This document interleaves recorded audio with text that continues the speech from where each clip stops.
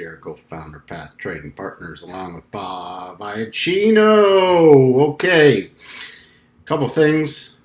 Crypto market's really boring right now. But if you find these videos helpful, we want to bring more people to this channel for stocks, for cryptos, for whatever. Find this video helpful or any of our analysis, please share it, please subscribe, and please ring the bell. I was told to get a bell. That's way outside my comfort zone. So, all right. What are we looking at? Bitcoin. Boring Bitcoin. You can see, I'm just going to do a daily analysis right now. We'll do another one probably tomorrow afternoon with the shorter term analysis to see if we've broken out. Right now it's sitting at key support about 9,200. 50-day exponential, you see it's tested there, tested here.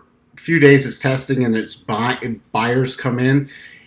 If we close below that level, then I will start watching for about 9,100 and possibly all the way down to this 9,028 to 9,002. This area right down here where we had buyers step in before. Not even looking for anything on the bullish side unless we get a move above 9,300. Okay, especially a close on at least a 1 hour, but preferably a 4-hour chart. Then I will be targeting this top right here. Not all the way up to the most recent swing high. We were having sellers come in a little early, about 90. I'll start watching about 9,400 to 9,435.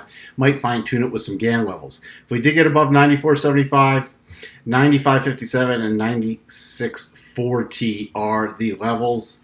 But remember, look at the big picture. We haven't done anything for a long time. We've tried to break down repeatedly and buyers stepping in, especially below this 9,000 level.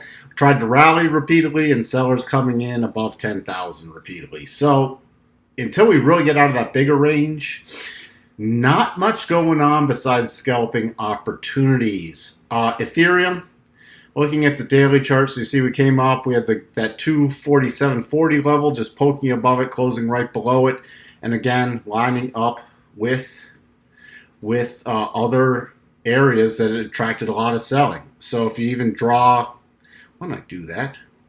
If we look here, and if I even go to candle bodies, you've heard me talk multiple times about watching the candle bodies.